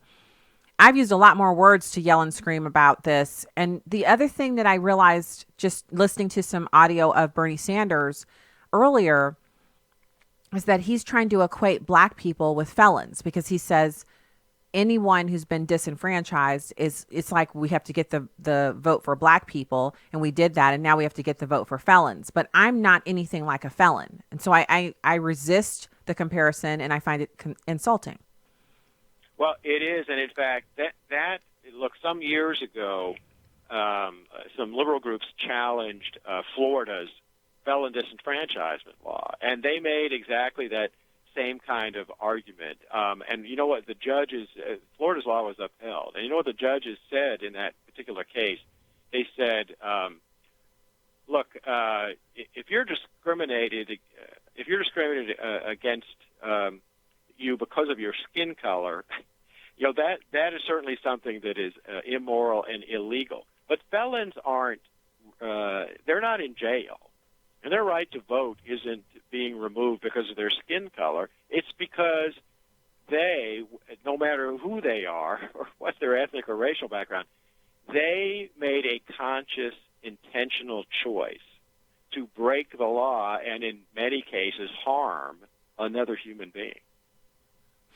Well, or human beings. But the other thing is, most of them, if not all, knew that in doing the crime, they could potentially lose their right to vote, and they did it anyway. So there's so much here, Yeah. No, it's right. And by the way, to illustrate kind of the point I was making earlier, there used to be a third state that allowed felons to vote from prison. It was Massachusetts, which, as you know, is a very, very liberal state. But more than a decade ago, they put a referendum on the ballot, and the people of Massachusetts voted overwhelmingly to take that vote away. And you know why it happened? It was because some felons who were in the state penitentiary formed a political action group to lobby the state legislature. But to lobby them for what? Oh, for changes in the laws that would make it easier for them to get out of prison, get parole, but basically, and even the Democrats who were in the state legislature thought that was outrageous, and the people of Massachusetts, a very blue state, voted that out of office. Let me tell you the other thing that I think is interesting about this, Stacy, and it's this. Remember, the argument you get from Bernie Sanders and others is that, particularly those who say, you ought to get the right to vote back immediately as soon as you get out of prison, which is what some folks say, is they say, well, you've paid your debt to society. We want to reintegrate you into the community, and therefore you ought to get your right to vote back. But you never hear them talk about any of the other rights you lose if you're convicted of a felony. People don't understand. If you're convicted of a felony in most states, you don't just lose your right to vote. You lose a whole series of other collateral rights. For example, you lose your right to own a gun. You lose your right to sit on a jury. In a lot of states, you lose your right to get professional licenses, like be a lawyer, to get a job as a police officer. Mm-hmm. Do you ever hear any of these folks saying that we ought to restore all those other rights to felons, especially their Second Amendment right? No, you never hear that. Well, I like the one where felons who often will get law degrees in prison, right? They get bachelors, they get law degrees. They would be able to become lawyers in prison. They would be able to test for the bar and become practicing attorneys in prison. Because if I kind of feel like, Hans, if this is one of those slippery slopes, like allowing 16-year-olds to vote, which is utter lunacy, would mean that we would have to possibly allow 16-year-olds to emancipate themselves more often under more free circumstances instead of kind of restricting that. We'd also have to entertain the idea of allowing them to join the military at 16, to drink alcohol at 16, to do a lot of different things that 16-year-olds can't currently do. So it's an interesting thing that they're saying, let the felons vote. Well, why not let the felons move around freely? One of the primary things you lose when you commit a felony is your right to freely associate and to freely move about the country. Why not just let them be felons and serve out their prison sentences with ankle bracelets and let them roam around? What is the purpose of incarcerating them if they're going to get to vote and do all these other things? I don't think a lot of Democrats support this. To be honest with you, I think a lot of, even leftists, people who I wouldn't say they're really Democrats, they're leftists of some sort, don't think this is a good idea. So what do you see the point of this being for Bernie Sanders? I think he just believes, I think that's his ideological perspective. And the fact that it's a bad idea, and that what wasn't the question asked of him? Does he think the terrorists who exploded the bomb in Boston during the marathon should be able to vote? And his whole answer to all of that is, yeah, he doesn't care what crime they've committed; they ought to be able to vote. And I agree with you. The vast majority of the American people do not agree with that. It doesn't matter what their political background is. So at this point, what are the legalities? Like, let's just say he was able to get something like this, because he's never passed any bills. He's never had any success in that arena. But let's say he was able to get something like this through. What would it be unconstitutional? I mean, I just can't believe it's Congress has no power to pass a bill that would give felons the right to vote. And the reason for that is that the 14th Amendment to the Constitution, which, as you know, is one of the Reconstruction Amendments passed after the end of the Civil War, the 14th Amendment specifically gives states the right to remove the ability to vote from someone who engages in treasonous behavior or other serious crimes.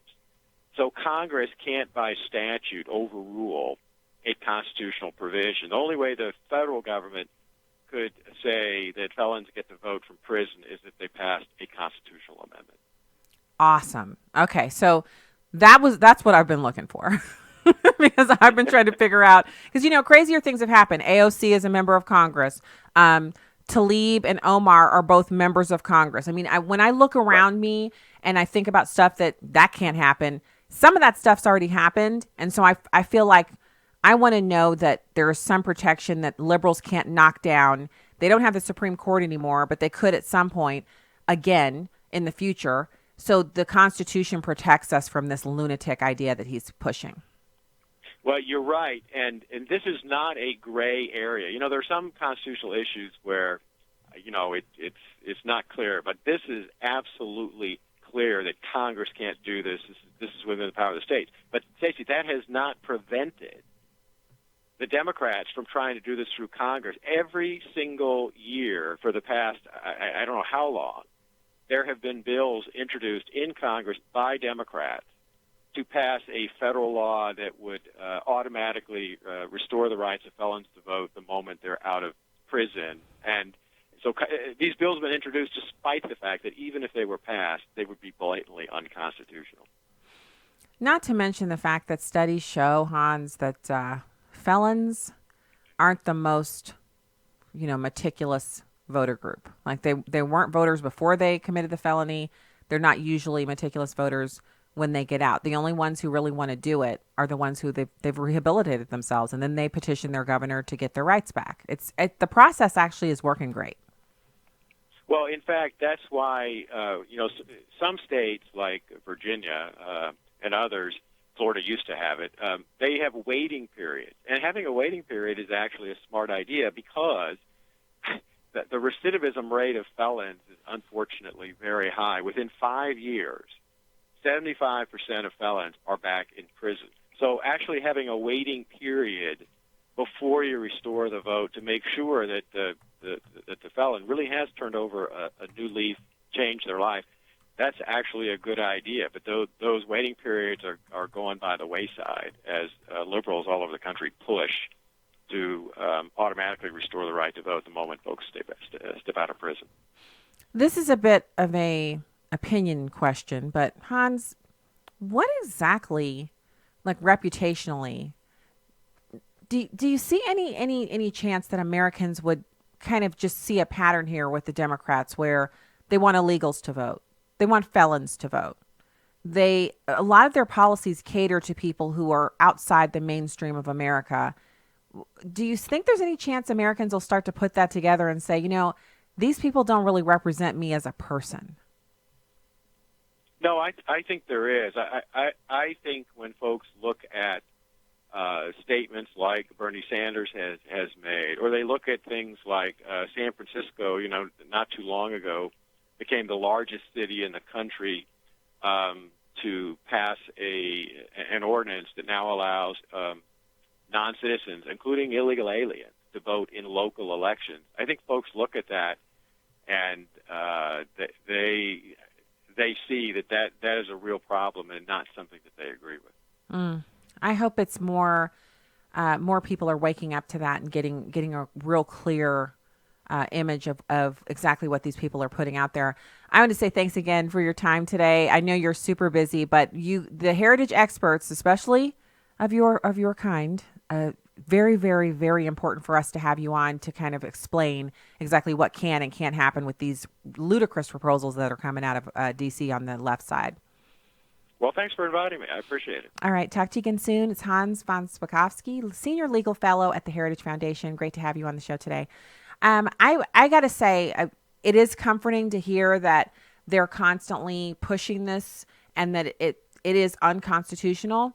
But I still think, I will reiterate, HB 5, which we did discuss in last hour, we were talking about this so-called Equality Act, which notice how the bills that the Democrats put forward are they always say the title of the bill is always something that you just can't disagree with, something that's called the Equality Act, couldn't you? I mean, why would you want to? It's just nonsensical to disagree with it.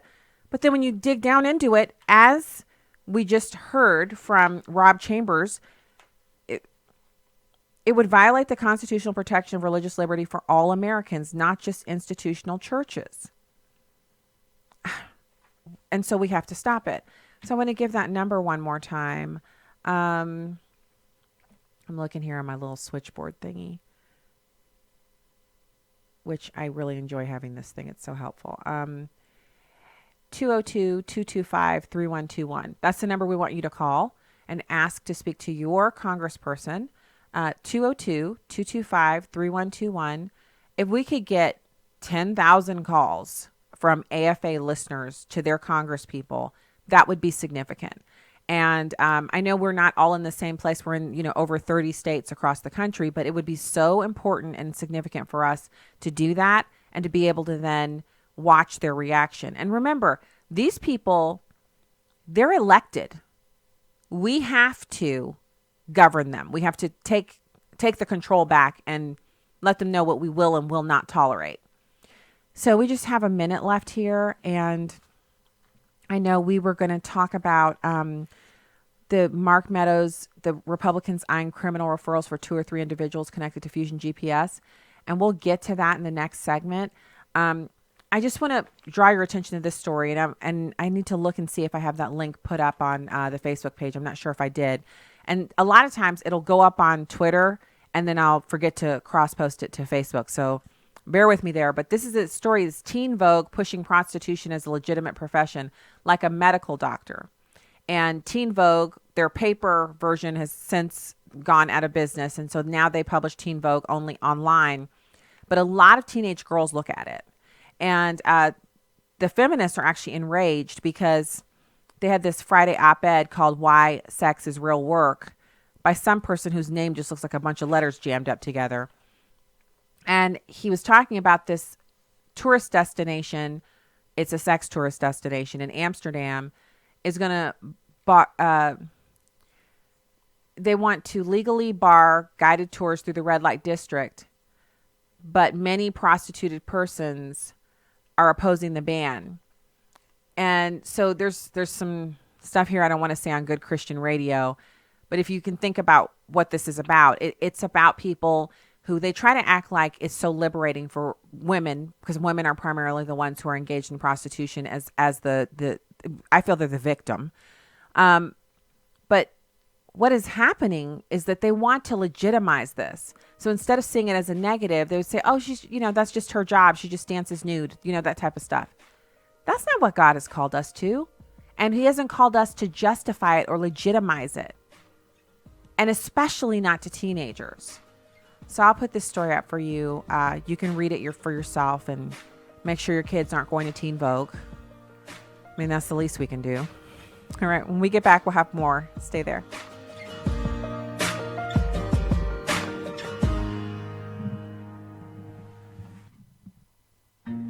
Life is never picture perfect.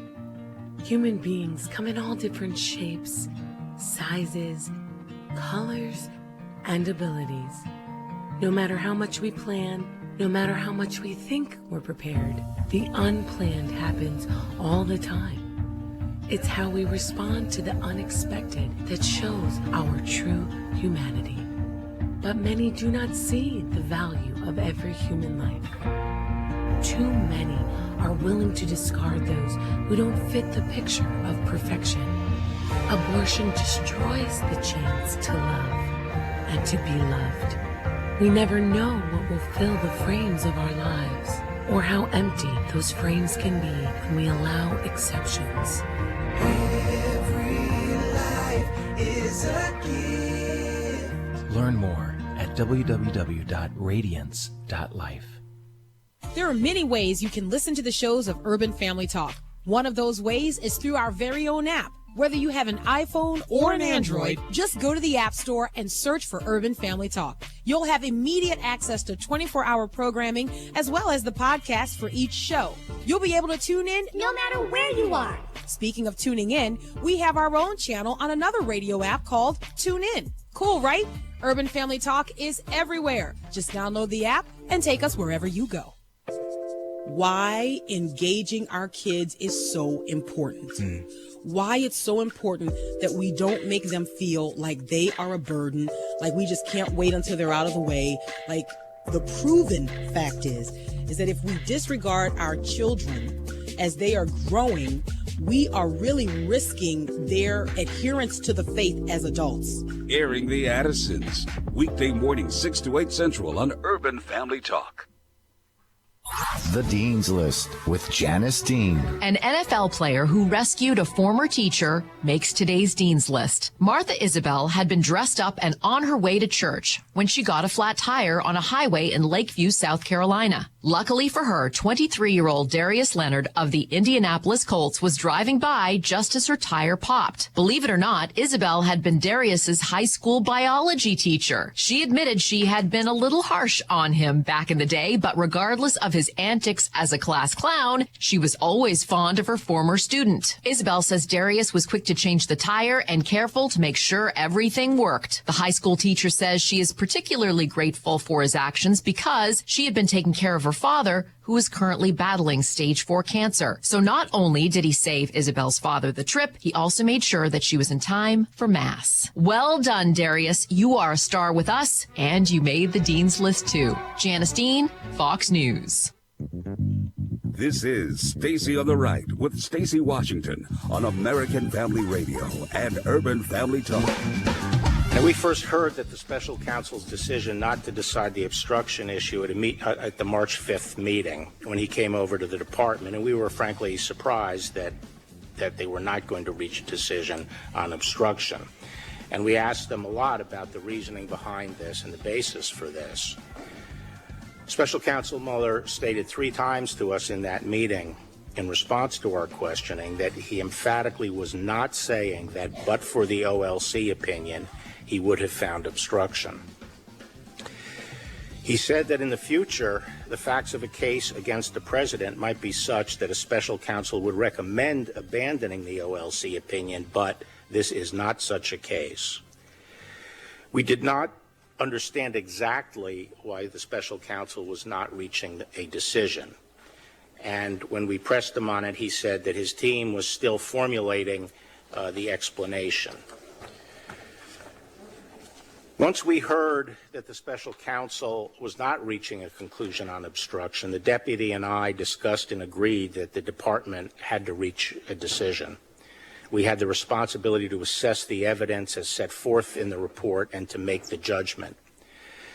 I say this because the special counsel was appointed to carry out the investigative and prosecutorial functions of the department and to do it as part of the Department of Justice. The powers he was using, including the power of using a grand jury and using compulsory process, exist for that purpose, the function of the Department of Justice in this arena, which is to determine whether or not there has been criminal conduct.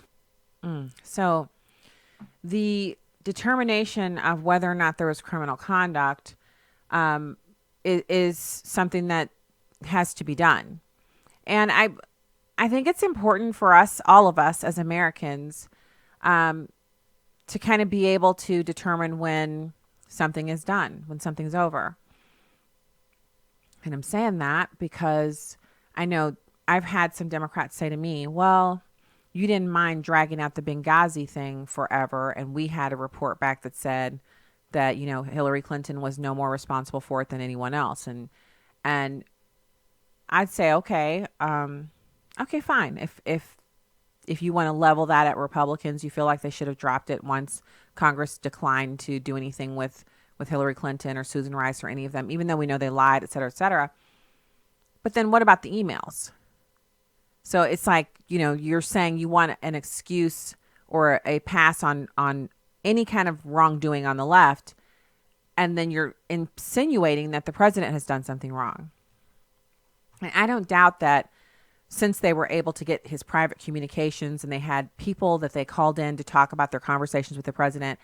And big girl over here, I understand that when we're talking about managers and people in charge and they're presented with really bad news, that sometimes the communications, they don't look as good as they could in public. But And that's not in any way to excuse or what have this. This is just the reality of the situation. All across America right now in offices where people are getting bad news, the conversations are getting rough. Managers may be yelling at their employees because they're now having to do, loss of revenue, redoing work, whatever the ramifications are of mistakes that have been made. People are getting yelled at. People are yelling back, maybe, whatever. I'm going into that to say that it's not a surprise to me that for people who are bragging about having read the entire Mueller report, that they saw in there that the president said, "This is the end of my presidency." This was excited utterance. I learned that on those court TV shows, not the court TV live shows, but the, back when Law and Order used to be a thing. If you watch that, sometimes the lawyer would say, someone would say hearsay, I object because it's hearsay. And then someone else would say excited utterance, the other attorney. And then the judge would allow it because an excited utterance is something that you can relay that someone said in the heat of the moment, and it has veracity because of that. So these excited utterances by the president where he's talking about the end of his presidency or that he wants to fire this one or that one, first of all, they don't constitute obstruction because he just talked about it. That's like saying, I plan on speeding this afternoon. And then somebody showing up at the door and ringing the doorbell and saying, a friend said you were on your live stream and said you said you were going to speed, and so we're here to arrest you or we're here to give you a ticket. And you're like, well, a ticket for like how fast over the speed limit, because I didn't actually do anything. And how can you give me a ticket? That's what the Democrats want to do to the president. They literally want to convict him of obstruction for talking about doing things that he never ended up doing. Things that he had the right to do because he's the president of the United States. That's the other thing. And the last part of what I'm flabbergasted about, and I'm going to keep hammering it home because I've not yet had a Democrat. And if you're a Democrat and you want to explain this to me, please do call in 866-963-2037, 866-963-2037. I'm not expecting to hear from you in the last 10 minutes of this show, but I'll still give you the number one more time, 866-963-2037. Please tell me how it's okay for the Attorney General of the state of New York to subpoena information about prior business deals that are now, they're so long gone. Like we're talking about Deutsche Bank having to go into their deep storage files. And here's the other thing. For loans that are still ongoing, they maintain records, which means she's looking into business dealings that may have originated years and years ago, but are still currently ongoing, loans that are still in process. How is that possible that she can just subpoena those things without having probable cause? I mean, we've all watched enough of this stuff on TV to know that a lot of times when someone wants to go on a fishing expedition, the judge will say, I'm not going to authorize a fishing expedition. I'm not going to give you the right to go comb through this person's history. You need probable cause. How are they connected to this thing? But connected to what? She's not looking for obstruction of justice or collusion with the Russians. She's the AG of the state of New York. So she's just going to go comb through their bank records and their loans just to see if she can find anything. In other words, malicious prosecution, witch hunt, attacking and harassing the president of the United States. Excuse me, I just needed to take a quick sip of water there. So I'm not, again, there isn't any part of me that wants to hide or shield the president from being prosecuted for wrongdoing. But we are talking about, like, imagine if it had been this same type of behavior done towards Barack Obama. We're going to comb through his records. We're going to look through everything he's ever done, every loan he's ever had. He wouldn't even allow the American people to read his law review articles, things he wrote. Nope, he sealed them up. His records from his grades, sealed them up. Democrats said it was fine. It's fine for him to seal that stuff up. He has every right to say you can't look at it. And my response to that is, wow, okay, so that's where we are. Seal everything up. So I said we would get to this. I want to go over this. You got Mark Meadows. He says the Republicans are eyeing criminal referrals for 2 or 3 individuals who are connected to Fusion GPS. Now, this is an interesting development. House Republicans are planning to submit criminal referrals against Fusion GPS associates This is according to North Carolina Representative Mark Meadows. Now, he was speaking at an event hosted by the Washington Post, and he said that he has great concerns with how the Fusion-funded Steele dossier was used in the investigation of President Trump. He did not identify the targets of the referrals, but Republicans have accused Fusion GPS founder Glenn Simpson of making false statements during his testimony before the House Intelligence Committee in November of 2017. So again, there's a possibility that these people, these 2 or 3 individuals, had potentially given false information, false testimony to Congress. And it's kind of fascinating because that would be the first time in the past 2 years or so that we have the opportunity to see someone who's not a Republican prosecuted for something that they've done wrong. And we know just offhand that Clapper lied to Congress. We know that. And we know that Hillary Clinton lied to Congress, and that lying to Congress is a felony. So the question is, what are they going to do about it? Are they going to let it go? And I just checked, you guys. I just looked on the call screen software. No Democrats calling in to, I didn't think there would be, but I'm just saying. All right. So I also mentioned yesterday about President Trump saying the U.S. is sending immigrants to sanctuary cities and that it was his sick idea. Now, sometimes I wish he would tamp down on the whole "it was my sick idea" thing, because it makes it sound as if it's a retaliatory gesture when in reality, sanctuary cities do deserve these unlawful migrants. Why? Because they say they want them. They say they're sanctuary cities. It's pretty simple. Last month alone, 100,000 illegal immigrants arrived at our borders, and he's now saying that he's giving them to these sanctuary cities. And this was right after the National Rifle Association speech that he gave to the members. And,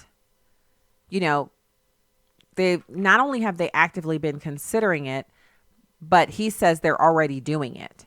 Now, DHS has not actually made a formal announcement related to sending migrants to the sanctuary cities, and the White House has not responded to questions, asking for details about what supposedly has or hasn't been done. I don't know why they wouldn't do it. I said, a couple weeks ago that they should do it, and they should get to it quick. Now, I also mentioned a bit ago that I saw this video, and I tweeted it out. If you missed the video, it was making the rounds yesterday. Such an amazing video to watch because it doesn't look like it's a movie, and it also is unreal. You've got these private citizens who they were banned from owning guns 7 years ago. And so the only people who have guns in Venezuela are the army and the police.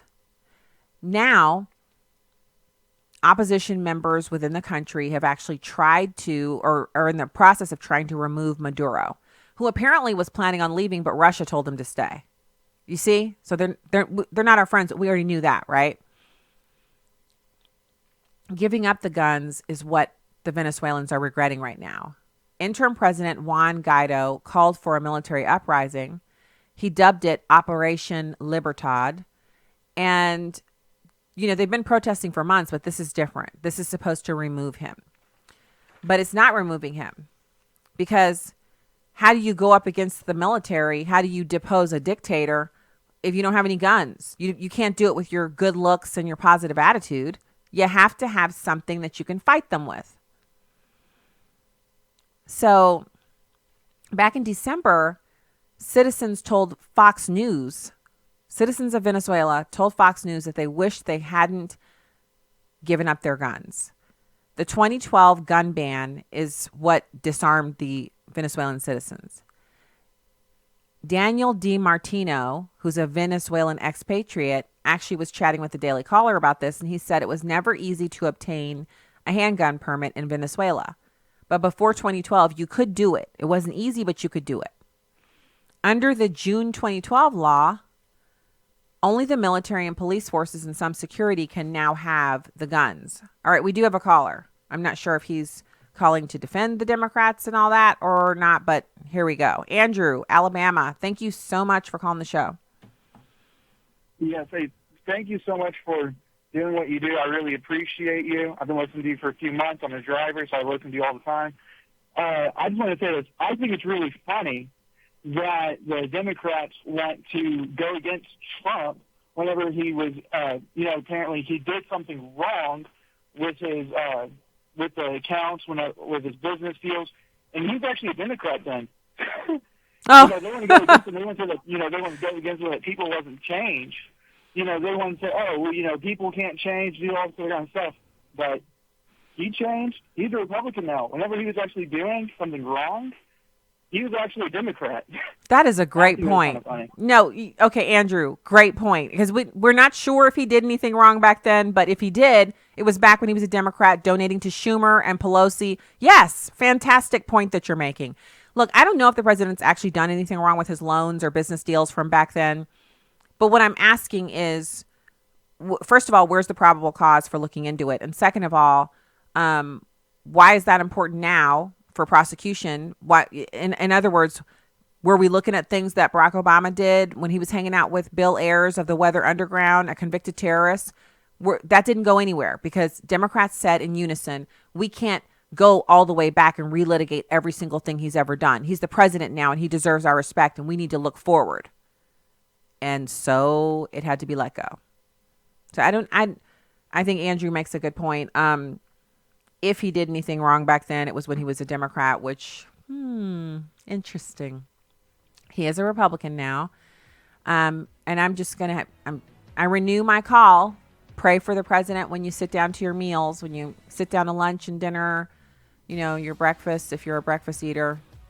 Just ask the Lord to bless him and to protect him and keep him and the entire administration, and that he would give wisdom to all of our elected officials, and that revival would break out in Washington, D.C. I mean, break out, rise up, run over, overflow, all of that. God bless you, citizens. Have a great evening. More Stacy on the Right here on American Family Radio and Urban Family Talk tomorrow.